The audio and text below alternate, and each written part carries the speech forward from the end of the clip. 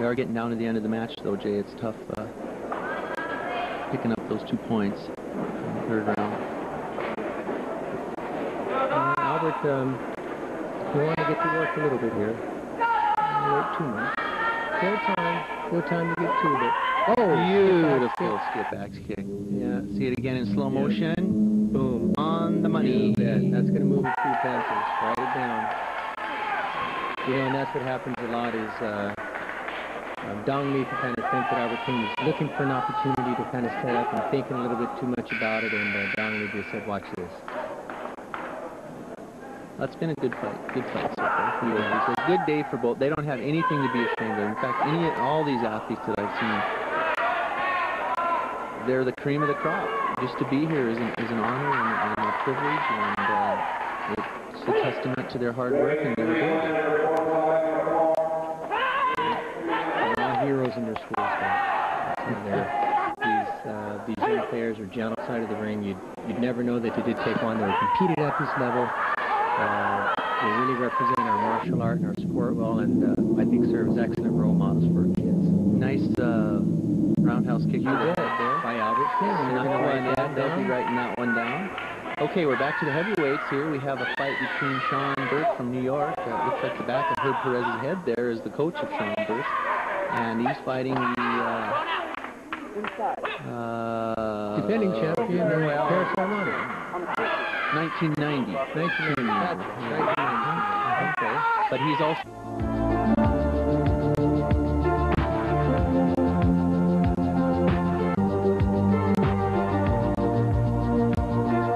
got a long history of competition.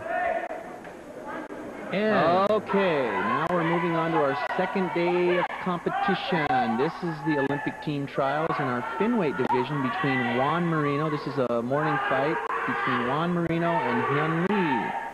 And you can believe me, ladies and gentlemen, this is not the first time these two are going to fight today. They'll be fighting again at some point. You see Master Kareem Ali-Jabbar coaching Juan Marino. Master Jabbar just recently started a school in the Cayman Islands, and he came back to these trials to help one of his old proteges. Exactly right. Master Jabbar, a former national champion and team member himself, silver medalist in the Pan Am Taekwondo Championships, and now the father of Taekwondo in the Cayman Islands. Both these players know each other well. They were teammates in '89. When they were on the team in '89, they were the thin and the flyweight back then. And also 90. And 90, so they know each other well. They're friends. You've got training partners. However, the day of truth is here, and the friendship ends at the edge of the ring, and business begins. I think Hyun Lee's going to enjoy a little bit of a speed advantage here, while Juan Marino has the obvious height advantage. Yeah, and I think right off the bat, Juan is setting the pace of this fight, Jay. So far, I'm giving the edge to Juan. There hasn't been a real clean point scored, but Juan's using his pushing and cutting, kicking techniques to keep Hyun Lee back in it. The one thing that's going to help Juan Marino a lot is he has an uncanny ability to kick inside close with shorter players, where a lot of tall people can't. Juan can drop his hip back and actually make pretty good contact on a hogu or go to the head in tight. And that's the kind of game he's going to need to fight with Hyun Lee, because on the inside, the guy's a kick-o-matic.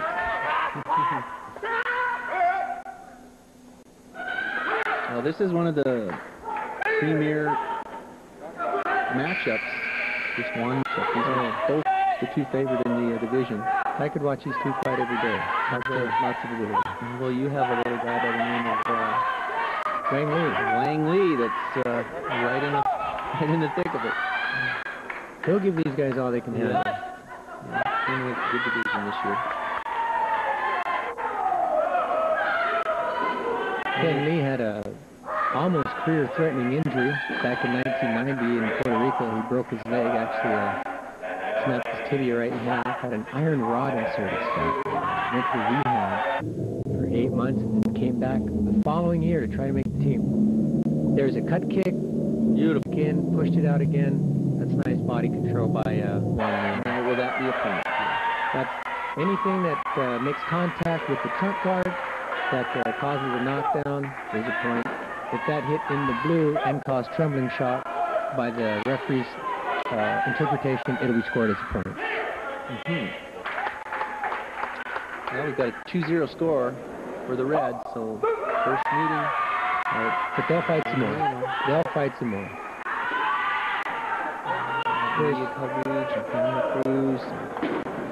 Big deal today. This is our Olympic team trials, folks. This is the Here's one of the lightweight matches. We're refighting the national championship Kwon and Garth Cooley.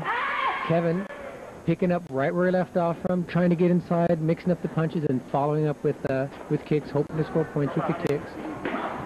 Again, not letting Garth get close enough to him to kick off the line. Or should I say far enough for him to kick off the line. Well, I talked to Kevin earlier. He definitely's got a lot of confidence. He was real happy about his nationals. That's a good little trap right there. Very nice. Kevin was happy about winning nationals, said it boosted his confidence. He was ready. Garth, on the other hand, trying to figure out Kevin, trying to use his height a little more this match. Shifting over to the middleweight division, Herb Perez making his day's competition. There's that left leg. Let me see, 1 left, 2 left, 3 left, 4 lefts. Okay, so we can look for a lot of left roundhouse kicks from Herb Perez today, Scott? Well, he's a lefty. You know, that was a pretty good out to an axe kick. That was pretty close to being a point. Now, Herbie's traditionally a slow starter. Oh, that's a good back kick. Very good back kick for You know, Herbie's had to sit back through the States and through the Nationals, and he didn't fight after last year's trials in the United States. So, you know, I think he needs to get off the line and prove something. Now, there's another right back kick. Herbie's been working on that season. But Herbie kind of wants to show everybody in this first fight that, hey, I'm still around, guys. I'm still the man to beat. And he's going to make sure people are watching him and have them on the worry about me list. Well, he's coming off a bronze medal victory at the World Championships in Greece, and he had a heck of a match with the Korean fighter who eventually won the championships. He met Herbie in the semifinal, and they fought through a very, very exciting match. So Herbie's got a lot of confidence, and he's got a lot of experience. Luke Ayres fighting very well, very strong young man going forward. That was kind of a mistake there. You can't do that against Herb and look around. Maybe slipping a very fast roundhouse kick. I don't know if it'll score a point, but those are the kind of opportunities that Herbert will take advantage of. That was kind of a bizarre mishap there. Was that kind of a stomp axe kick there? Here we go. Here's that other inside. There we go again. That could be a point. You know, and that's actually a technical error on Herbie's point. He's standing inside, hoping or thinking that it was over. No call by the judge. That's how games get stolen, Scott. That's right. That's how games get stolen. I guess if I had to pass any judgment on Herbie, I'd say sometimes the players can get into his head a little bit once in a while. But if he's going to win this match, he's got the that's technique. nice. Yeah, that was beautiful. Boom. Better write that one down. But once in a while, Herbie will get a little flustered and then waver from his game plan. But if he sticks to his game plan, he's got a very good chance. And here we got a 1-1 score in the second round, so he obviously scored the head kick. Now, Herbie had a bad experience at the 1988 trials. He dropped a fight early on that he was winning by half a point. In the last round, he dropped the point because he was fighting a little too cautiously. Got a warning, lost the match, and that swung momentum against him for the rest of the competition. So he's remembering 1988, and he's not going to want this thing to go down to a third-round match where he needs to score a point. I suspect Herbie's going to be coming off the line and looking for a chance to lead. Oh, there's that left Beautiful kick. try, beautiful try. That's one of his bread and butter techniques also. Yeah, you know, in his first 4 international tournaments, Scott, he knocked somebody out with that thing. It's an excellent technique. It's definitely one of the legendary hook kicks for United States players. He's looking forward to a career in law after these Olympic trials, and he's fortunate enough to go into the Olympics. He will pursue a law career after the Olympics. Third round fight, got about 2 tie. Close fight. Much closer than I would have expected, Jay. You bet. I'm giving this Greek player a lot of credit. I mean, he's fighting a very proven veteran in Herb Perez, and he's giving him everything he can handle. There's Herbie going for one technique and then getting on his bicycle. And good cover. That was, we've been encouraging our viewers to watch for those kind of things. He covered his head and he covered his body as he was backing up to avoid a technique or a store against him. So we're down to almost a minute. This could be anybody's fight yet. Unbelievable. Write that down in your calendar. That was a right leg roundhouse kick from Herb Perez. And it might have scored. I think it may have. Well, judging from the blue player, here it has, as he's kind of turning it on. Okay. Herbie on an attempted hook kick. Very motivated blue player here. This is as active as a match as you'll see from Herbie's, as his matches tend to be kind of very technical and very slow down. But due to the blue player's tenacity, it's been a good match. Very exciting match. Big swing and a miss. Herbie trying to stay in, doesn't want a warning. Again, that's showing some valuable international experience. He fires on the yellow line, cuts straight across to the right to stay in the ring. And that match, Herbie Perez won. That fight between Nick Tersignac and James Villasana in the lightweight division, Jay. This is one of the fights that we've been anxiously waiting for, as these two didn't meet in Hampton. So, how do you predict the outcome of this one? Well, you know, again, it's really kind of up to Nicky. Nicky's had a chance to go home and reassess and work on things. He had a good look at James. James fighting, you know, from the transfer position. Oh, good try to cut back kick. Try. Nick snuck a roundhouse in just before this, so we're getting some good exchanges between these two guys. Oh, you know, the degree of difficulty of that technique at a level of competition this high is just phenomenal. That's why we call him Psycho Jaime. I'm going to call him Mr. Villasana, I think. That was some kind of technique, and I'm going to call Nick and Mr. Tersignac because he did a pretty good job at getting out of the way of that. Could have been a lot worse. Well, I just love to watch these athletes. They really combine speed and power. They combine with speed and power. They're right in that middle area, and of all the weight divisions, they seem to me to be able to do it all. A lot of respect for each other here. And as our viewers might recollect, Steve Capener called the fights for us in Korea, and he was a very famous lightweight fighter. One of his students. Exactly. Oh, Nicky slips one up there. That should be a point for Tersignac. Bam. Beautiful.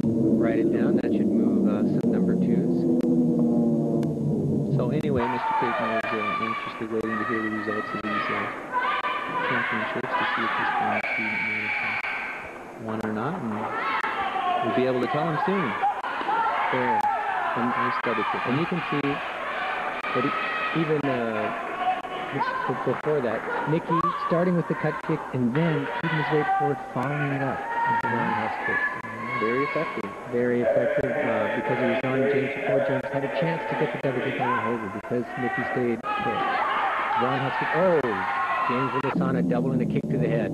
Great technique. What a talented player. Very talented. What a talented player. As I stated, you can kick off at any foot, any angle, balance, doesn't matter. Yeah, that's what I love about James Villasana. Another thing about watching him fight is he's having fun. I don't know of a player that likes to fight, except for Juan Marino, as much as James Villasana. He just loves to fight. Well, I remember James last year. He never had a bad day. He would get up in the morning with a smile and go to bed with a smile on his face. He just loves Taekwondo and feels real fortunate to be able to have the opportunity to compete. So, it's nice to be around young men that really appreciate their gifts. And again, both these men are excellent role models for our junior competitors. Gentlemen inside and outside of the ring. Very hard workers. Once again, Nicky trains right now in Missoula, Montana with the former Olympic lightweight gold medalist, Kwon. Okay, we got a bantamweight fight. Clay Barber and Scott Fuji. And this will be an exciting fight. Yeah, these guys have fought before. Both coming out on top. We got and Clay kind of starting with some cut kicks.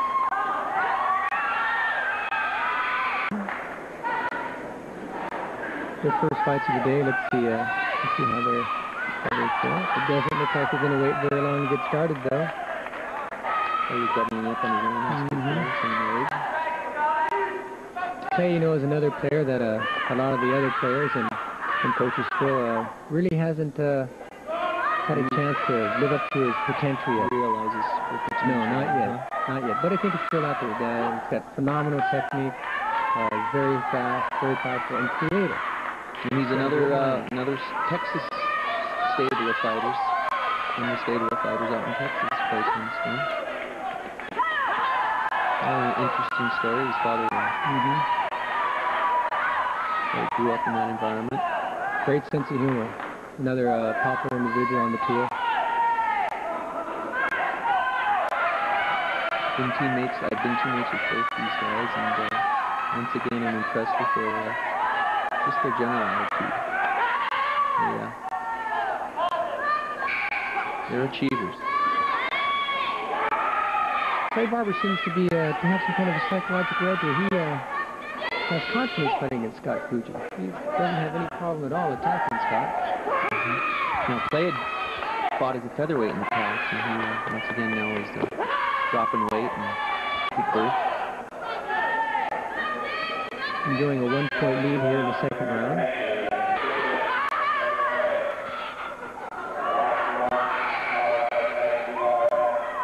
Oh, there's another attempt at a cut-back hook kick. There's a fast double off the line.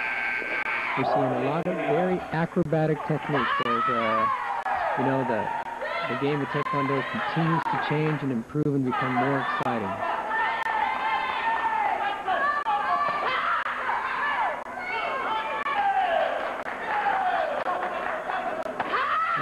Very nice kind of kick there by Clay. Coaching Clay Barber. These guys are just like brothers. They're never too far apart from each other at tournaments, support each other 100%. In fact, so much, actually they're both featherweights, but they kind of make deals. They talk to each other and say, what do you want to fight, feather or bantam? And they'll each take the opposite weight division so they don't have to compete against each other, so that they can support each other.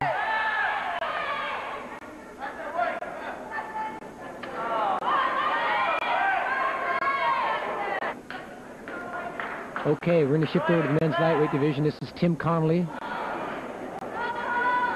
Tim was a teammate of mine last year in the 91 in Athens, Greece. And, he's been a team member for the last 3 years. He'll have his job his job will be a little more harder this year to make that team. It's going to be not so cut and dry, but he's a heck of a competitor, and I respect him. Timmy's kind of known as a hot and cold fighter. When his timing's on and when he's fighting well, he is just unbeatable. He can kick anybody in the face with any technique. However, if his timing's a little bit off, and then his results have been kind of suspect. So, Timmy kind of is going to need one of his good days today for sure, or want one of them. It's a young man from the Army today in the red.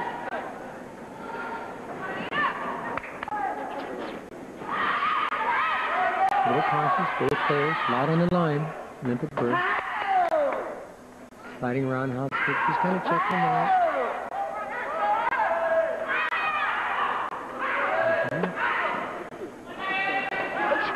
You know, it's hard to say enough about Tim Connolly because he is such a gentleman. And, you know, if you asked anybody on the tour, any coaches or players, you know, what's one word that you might use to describe Timmy Connolly? Every one of them would say, "Oh God, the guy's a gentleman and one of the nicest guys I've ever met. Very friendly. Got a nice double kick by Timmy. Kick underneath. Everybody kind of would like to see him go all the way. He came up a little bit short in 1988, made it to the Olympic trials, has been the national team member the previous 3 years. The only thing that's really hampered his progress in the big points is he needs to stay injury-free. He's had some ankle problems. There's another nice double kick. Yeah, Timmy's got kind of small bones, and I think they bruise, and he's broken a few bones. And that was a beautiful try, and he came back with a roundhouse kick and actually made some contact there, Jay. Probably not going to score it, but it was beautiful. There we go. You know, and that's Timmy Connolly. Look at this. He's a right legger, and there's the left hook kick, and it's big. Well, as you were stating earlier, these guys know each other so well. Everybody knows each other. And, up a little bit. You get too predictable, and you're going to be at a disadvantage. So why not? There we go, a little more check-in. 1-1.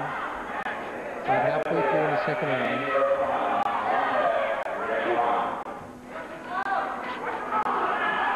You know, again, this lightweight division being very interesting. 4 former national champions fighting here. Tim Donnelly, he's going to be joined by Kevin, who's Padilla is fighting in this division. Nicky Tershniak's fighting in this division. James Villasana's fighting in this division. I'm glad I'm not. We could send into the top 3 divisions that can be well represented here. And this young man from the Army definitely is a legitimate contender.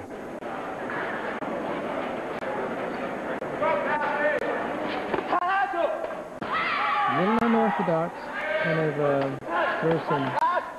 There's a nice double kick, and that's a classic double kick. And get your opponent reacting to one side, double kick into the other, open the middle. And there's another one. Although it was well countered there by our Army player. Actually, this is a pretty good fit for Timmy. Timmy enjoys fighting from the right side lead and doing the left hook off the line. So watch this in slow motion, folks. Boom, that's 2. Right on the button. There's 2 big points for Timmy. We're going to have to... And we get a little tangled up here. So that's definitely the kind of pace that Timmy Conley's going to want to set for this afternoon. Well, we're into the 3rd round, and it's a 3-1 fight. Timmy will keep on top of it and win this match. Yeah, he's a veteran. I don't look for Timmy to make mistakes in the 3rd round and give matches away. You're going to have to beat him. I don't think he'll lose it himself. You know, whoops.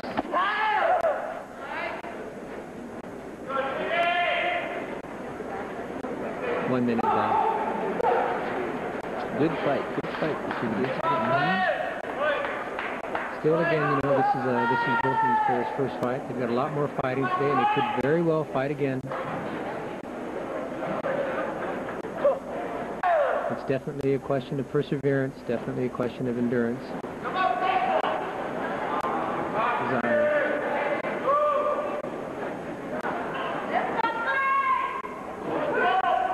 Team, I think, pretty much is going to be content here just to let the clock run out.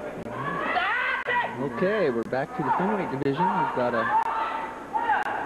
fight here between Hyun Lee and Wang. And this is tell us about Wang a little bit, Jay. Well, this is probably the only instance where Hyun Lee doesn't have a huge speed advantage over his partners. Wang Lee's very fast. They're up over Hyun Lee's guard. You know, and that's been the big problem for Wang. Wang throwing a little left roundhouse kick at the end. Is his height. He always gives up at least a few inches. Hyun Lee is a short, thin weight, and he's got about 4 inches on Wang Lee. Well, I have to say, after last year's World Championships, Wang represented the United States in the featherweight division. Fought the Korean in the quarterfinals. Could have won the match. He just didn't realize his confidence. A little careless in those World Championships. But my respect for Wang is a measure in what he did. But that's just a mental error by Wang. Wang was going in and he wasn't sure what he wanted to do. He actually was starting an axe kick, but he saw that Wang was there already, so he just kind of bent his leg a little bit and turned into a push kick and converted to a point. But Wang has a incredible repertoire of technique. And, like I said, he fought like a true champion last year at the World Championships. He was an alternate to the team. We didn't get him over there until a couple days before the competition, and fought Korea to a 0-0 tie. So he's been in with the best, and I don't think Hyun Lee is going to intimidate him at all. Here we go. I like both these guys. They're just really nice. Langley with some double kick of his own. Fun to watch. You bet. Whoops, got turned around. I don't know if there was a stop called there or not. Ooh, little back kick. I don't know if the stop had been called there. One thing about reffing the Finweights, you got to ref them fast.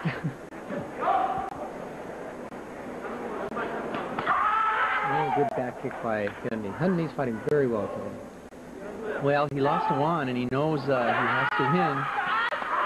Oops, there's a good kick by Lang. Oh, and a back kick. Lots of good outs. Lots of good outs. Whoa! I don't know what happened there. Got off balance and did a little bit of a roly-poly. He got kind of back kicked in his leg when he was double kicking and just about made a back foot there. Oh, good run. Oh, beautiful, look at that. Beautiful, right off the, you bet, the side kick. We got ourselves a fight on our hands here, folks. We're back to the men's lightweight division. We got Kevin Padilla and James Villasana, practice partners on last year's national team.